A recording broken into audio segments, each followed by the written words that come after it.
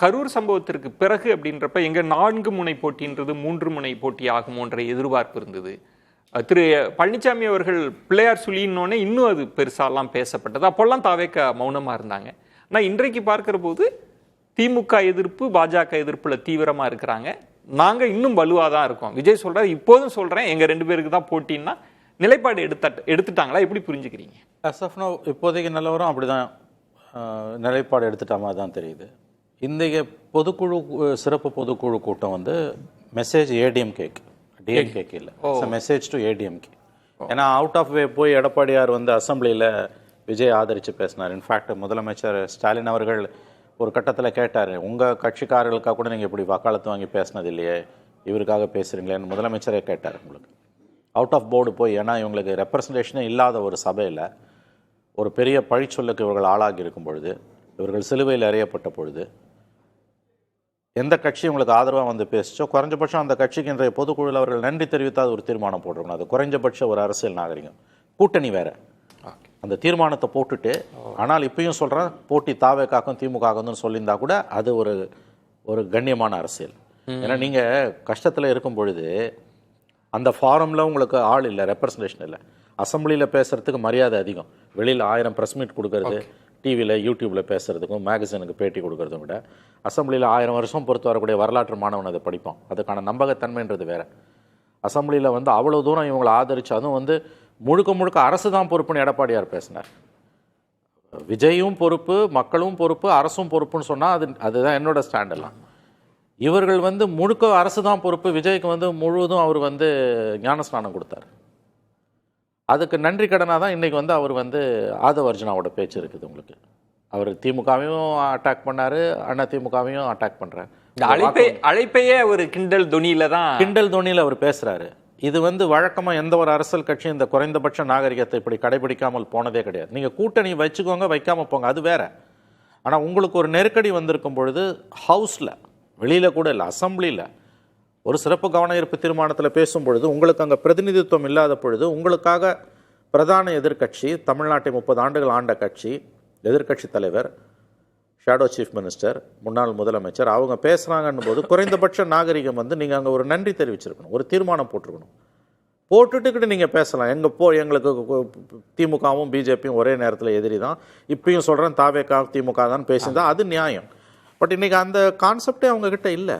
எப்போ என்ன நினைக்கிறேன், அப்போ அது என்ன அரசியல்னு எனக்கு புரியல. அவர் இன்னமும் அந்த ஒரு வருத்தம் தெரிவிக்கிறதுன்றது பொதுவெளியில் இருக்கணுங்க. தனிப்பட்ட முறையில் வந்து நீங்கள் வந்து அவர் ரகு சொன்ன மாதிரி வந்து தனிப்பட்ட முறையில் அவர்களிடம் மன்னிப்பு கேட்பது அதெல்லாம் வேற. தமிழகமே தூக்கமின்றி தவிச்சுது.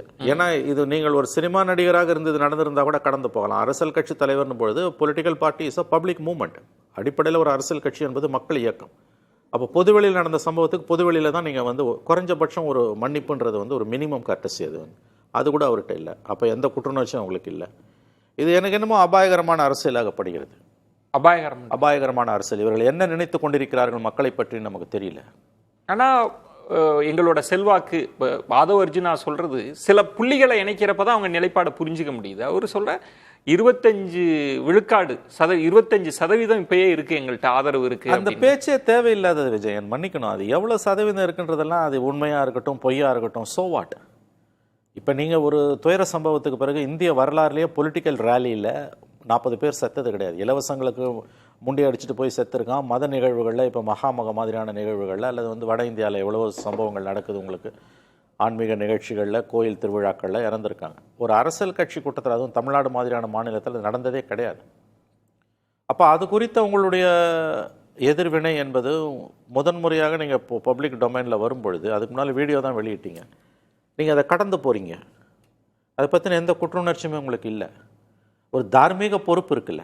சட்ட ரீதியாக நான் சொல்லலை, யாருமே அப்படி பார்த்தா யாருமே காரணம் இல்லை. இப்போ திருமணி அவர் முதல்வரை பின் பாயிண்ட் பண்ணுறாங்க. அவரோட பேச்சுன்றது முதல்வரை எதிராக நிறுத்தி தான் சட்ட போராட்டத்தில் ஜெயிச்சிட்டோம், இன்னும் வெற்றி இருக்கு, உங்க 2 பேர் நம்ம 2 பேருக்கு இடையில தான் போட்டி அப்படின்னு தான் களத்தை நகர்த்துற துணி தான் நகர்த்த பார்க்குறாரு. தன்னுடைய குறைகளை அவர் ஏற்றுக்கொள்ள தயாராக இல்லை. உங்கள் வீட்டுகளில் நடந்த ஒரு சம்பவம், ஒரு விசேஷத்துக்கோ அல்லது துர்சம்பவத்துக்கோ பார்க்க வராங்க 4 பேர் 40 பேர், யாருக்கும் ஏதோ ஆயிடுச்சுன்னா கூட உங்களுக்கு ஒரு வருத்தம் இருக்கும். குறைஞ்சபட்சம் நான் குற்றுணர்ச்சின்ற பெரிய வார்த்தையை கூட தவிர்க்கிறேன். அப்போ இவ்வளோ பெரிய ஒரு சம்பவம் நடந்திருக்கு, வரலாறுல இல்லாத சம்பவம் நடந்திருக்கு. எல்லா பிரச்சனைக்கும் ஒரு 2 கோணம் இருக்கும்ல. முழுக்க முழுக்க அதாவது தன்னைத்தானே கம்ப்ளீட்டாக எக்ஸானரேட் பண்ணிக்கிறதுன்னு எங்களுக்கு எந்த பொறுப்புமே கிடையாது, இது சதி வேலை பண்ணிட்டாங்க, என்னங்க பேச்சு இதெல்லாம்? ஆனா மணி இப்ப தனிச்சு அப்படின்றப்ப எல்லாரும் என்ன சொன்னாங்கன்னா விஜய் சுருங்கி போயிட்டாரு, இந்த சம்பவத்துக்கு பிறகு அவர் தன்னை சுருக்கிக்கிட்டாருன்னு. அவங்க என்ன சொல்றாங்கன்னா மக்கள் எங்க பக்கம் இருக்கிறாங்க, மக்கள் ஆதரவு, அந்த தைரியம் தானே அவங்கள நாங்க தனிச்சு தான் நிப்போம்னு சொல்ல வைக்க. அப்படி புரிஞ்சு விஜயன் தனிச்சு நிற்கிறாங்களோ கூட்டணியில் நிற்கிறாங்களோ நான் அதுக்குள்ள போக விரும்பலன்ற அந்த சம்பவத்தை பற்றின அவருடைய எதிர்வினை என்ன? அதை பேசியிருக்கேன். அது பேசணும் இல்லையா? ஒரு மினிமம் கரெக்டஸில் 40 உயிர்கள் போயிருக்குல்ல, ஒரு உயிரை கொண்டு வர முடியுமா? பணம் கொடுக்கறதால அதுலேருந்து நீங்கள் தப்பிச்சு, நான் சொல்கிறது மாரல் ரெஸ்பான்சிபிலிட்டி. மனசு கலங்கலை, பணத்தால் எல்லாத்தையும் வாங்கிட முடியுமா? ஒரு உயிரை வாங்க முடியுமா?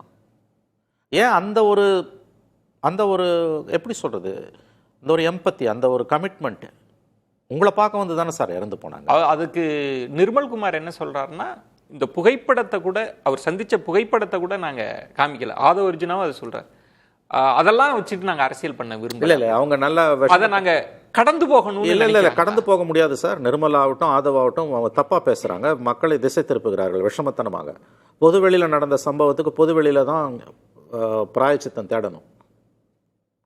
தனிப்பட்ட முறையில் 4 சவுத்துக்குள்ளேயே அந்த மரணங்கள் நிகழ்ந்தது, பப்ளிக் டொமைனில் உலகமே பார்த்தது அந்த இறப்புகளை. அப்போ உங்களுடைய எதிர்வினை என்பது, உங்களுடைய பிராயச்சித்தம் என்பது குறைஞ்சபட்சம் உங்களுக்கு ஒரு மாரல் ரெஸ்பான்சிபிலிட்டி இல்லையா? நீ அதை பேசிட்டு அலையன்ஸுக்கு போனேன், இந்த போகிறாங்க எவன் கூட சேர்றான், எக்கடகட்டு போகிறாங்க அரசியல் கட்சிகள். மக்கள் இறந்துருக்காங்கங்க. நீங்கள் அந்த கரூர் சம்பவம்ன்றது நீங்கள் சொன்ன மாதிரி தமிழகமே தூக்கமின்றி உலகமே உங்க அலுவலகத்தில் தான் நான் இருந்தேன், நம்ம எல்லாரும் தான் பார்த்துட்டு இருந்தோம். அதை நீங்க அந்த புள்ளியை கடந்து அவங்க கூட்டணின்ற இடத்துக்கு நகர்ந்துட்டாங்க. ஆனா நீங்க அந்த கரூர் சம்பவ புள்ளியிலே நான் நிற்கிறேன். ஏன்னா முதல் பொதுக்குழு, அந்த சம்பவத்துக்கு பிறகு நடக்கக்கூடிய பொது நிகழ்வு முதல் பொதுக்குழுல அது ஜஸ்ட் லைக் தட் எப்படி ஒரு கட்சியால, ஒரு தலைவரால, தான் மாற்று என்று சொல்லக்கூடிய ஒரு தலைவரால, ஒரு முதலமைச்சர் வேட்பாளராக தன்னை அறிவித்துக் கொள்ளக்கூடிய ஒரு தலைவரால எப்படி கடந்து போக முடிகிறது? இது என்ன மனநிலை?